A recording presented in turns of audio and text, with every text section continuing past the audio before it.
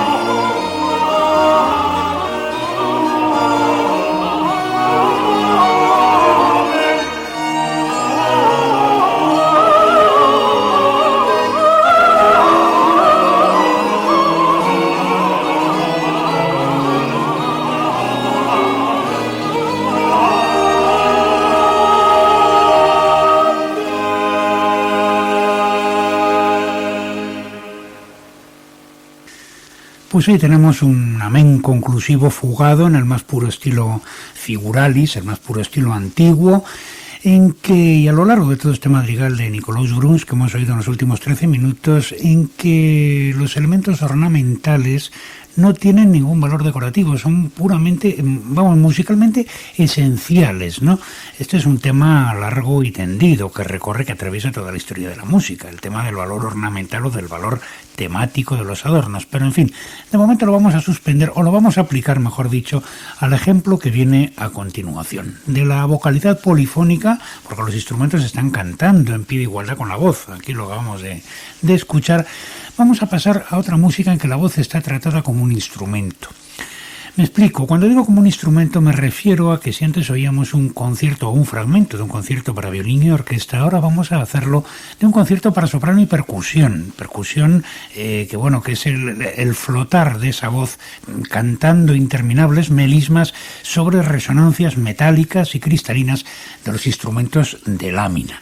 De 1690 nos vamos a venir a 1960 aproximadamente. Al comienzo de este espacio estábamos recordando a los tratadistas del Quinquecento y hablábamos o citábamos la definición aquella de Samuel Quickelberg diciendo que la música reservata era una trabazón especial entre palabra y música, de modo que era imposible saber quién comunicaba su expresión a quién, ¿no? Bueno, pues exactamente eso, exactamente esto es lo que vamos a escuchar ahora.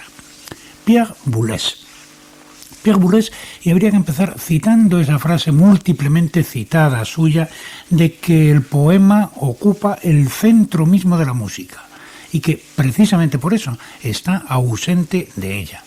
No es exactamente así en la pieza que vamos a oír ahora, pero bueno, sí es este su planteamiento en la música instrumental vocal, en la música cantada que ha escrito, que es una parte absolutamente sustancial de su trabajo. Vamos a irnos a Pli Selon Pli, a una de las partes de Pli Selon Pli, los 5 poemas cronológicos sobre Mallarmé que dibujan pliegue a pliegue, que eso es lo que quiere decir Pli Selon Pli, y dibujan el retrato del poeta.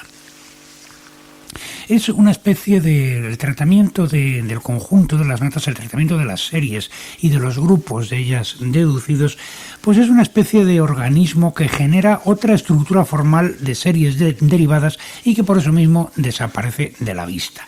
Entonces sucede que los poemas de Mallarmé, en los ritmos, en lo que podríamos llamar la sustancia fonética del trabajo del poeta, de ahí es de donde Boulez elabora los núcleos musicales de partida, pero luego estos a su vez fructifican y generan, por así decir, las series de alturas, las series rítmicas, de intensidades, de colores instrumentales. Esas cosas fructifican y producen una nueva ramificación, de tal manera que el texto es literalmente, esto no es una metáfora, el texto es exactamente la raíz misma de la música, y por eso, porque es la raíz, permanece oculta, como las raíces de los árboles, ¿no?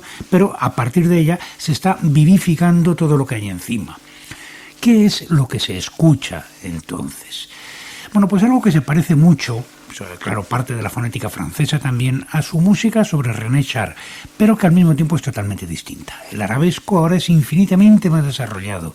La instrumentación es infinitamente más percutiva, pero también más resonante. Tiene como una mayor profundidad, una mayor densidad temporal, si es que se puede decir esto así. La tímbrica, la rítmica en general, que son absolutamente inseparables, pero son mucho menos exotistas, mucho menos buscando el aroma exótico del gamelán balinés de lo que lo eran en el Marteau Sansmetre, obra a la que ya dedicaremos en su día atención también. En todo caso, tenemos aquí el mismo sentido de la exquisitez tímbrica, el mismo sentido del colorido, idéntico refinamiento, equivalente, deliberada dependencia de Messiaen, por supuesto, pero también de Debussy. Vamos a escuchar la segunda de las improvisaciones, la parte central del tríptico central de esos 5 fragmentos que constituyen Pli Selon Pli. Fue estrenada en la versión ya definitiva, la que vamos a oír nosotros, el 13 de enero del 58 por Ilse Holberg, con la orquesta de la Norddeutsche Rundfunks, dirigida por Hans Rosbaud. El texto parte de un soneto de Mallarmé, In Dante els Abolis, un texto que habla de la abolición del encaje, como dice, ¿no?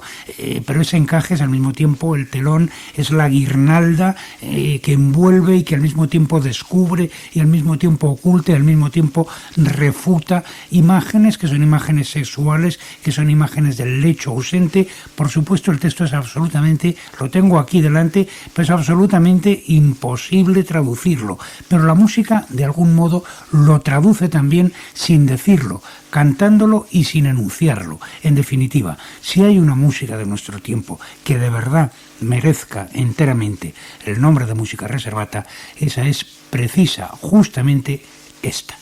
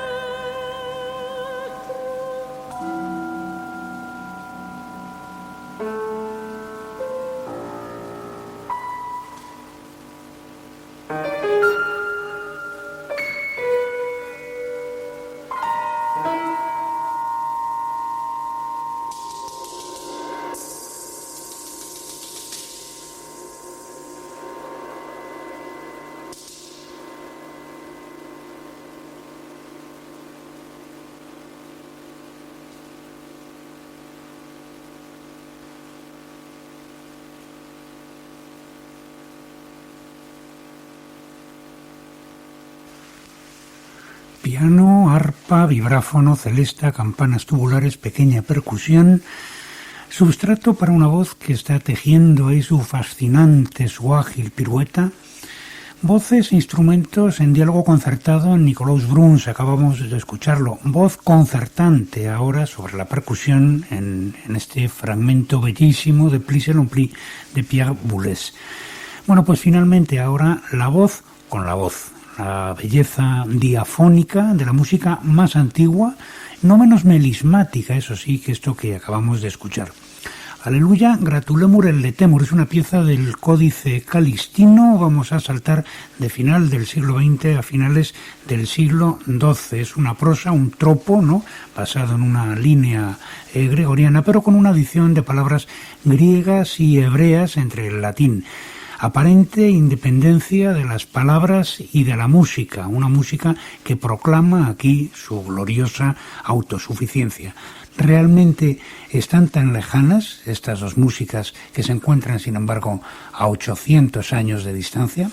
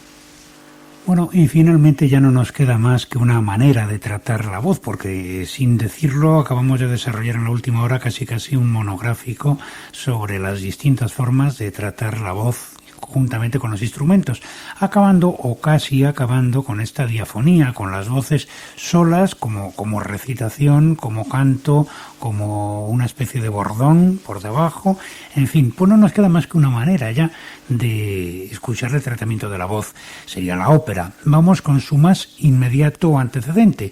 A la ópera ya dedicaremos tiempo en nuestros próximos espacios. De modo que vamos a enfrentarnos con una de las piezas más famosas del estilo monódico de lo que se llamó la seconda práctica. Vamos a irnos justamente al borde del siglo XVI y XVII, o sea, casi donde habíamos empezado hoy nuestro espacio. Ahora vamos a estar frente a una música silábica a ultranza, a diferencia de las dos músicas que acabamos de escuchar, tanto la de Boulez como la de este maravilloso Aleluya con tropo del Códice Calistino que nos han traído las chicas de Anonymous 4, ¿no?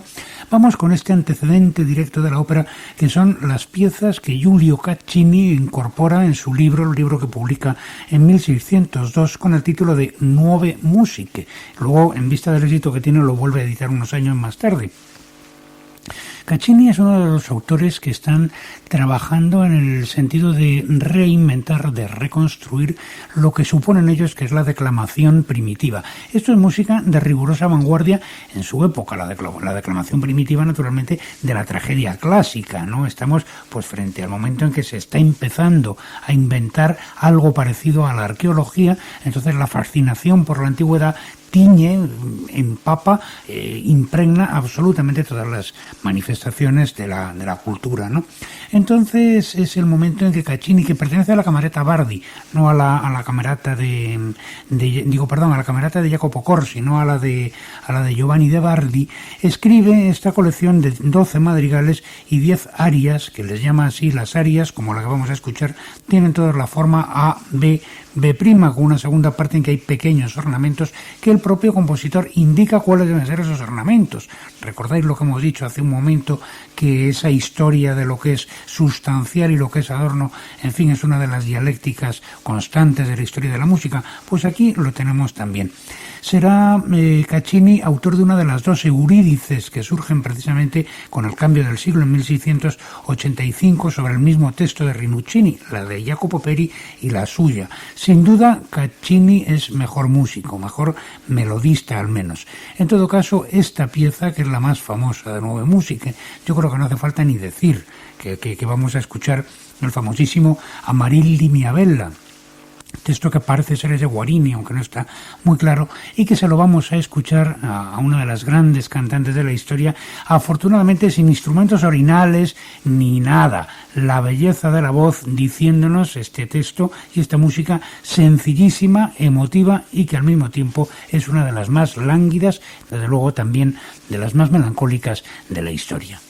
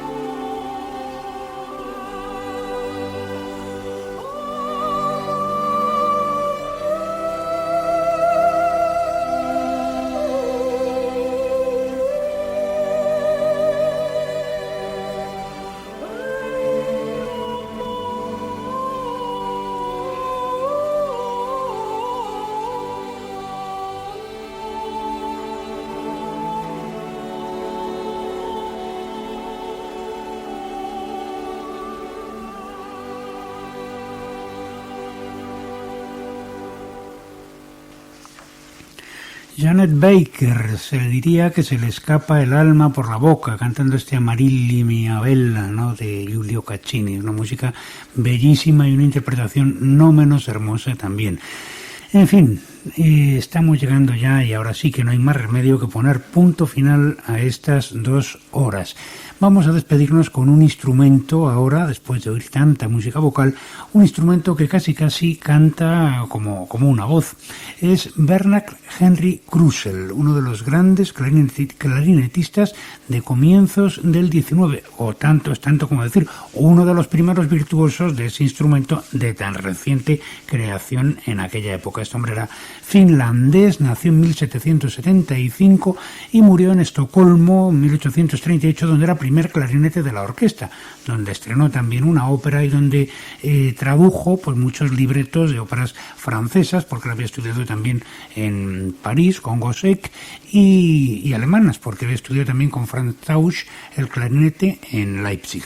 En fin, de sus obras compuestas, que tampoco dejó tantas, pero tienen todas un gran encanto, están muy bien escritas, por supuesto, para su instrumento. Destacan los 3 conciertos para clarinete y los 3 cuartetos con clarinete. De uno de esos cuartetos, el minueto de uno de esos cuartetos, es el que va a poner punto final a este programa de hoy. Es una música carente de toda pretensión, pero que está llena de, al mismo tiempo, de encanto y desde luego excelente para despedirnos ahora. Seguro que a los dotados de buena memoria y a los oyentes empecinados y eméritos de radio clásica, que los tiene, más de uno se habrá dado cuenta que hemos repetido literalmente, casi con los mismos comentarios, el programa que con el título de Música Reservata presentamos en este mismo micrófono el 2 de octubre de 1986, hace ahora exactamente 10 años y 4 días. Se dice pronto. Pero en fin, esperamos volver otra vez el próximo domingo a la misma hora, de 11 a 1 de la noche. Hemos empezado el programa con Luis Guijarro, lo concluimos ahora con Marc Gasca y os convocamos a todos para esa hora, para el próximo domingo, aquí en directo en Radio Clásica, para seguir explorando los caminos de la belleza. Hasta entonces.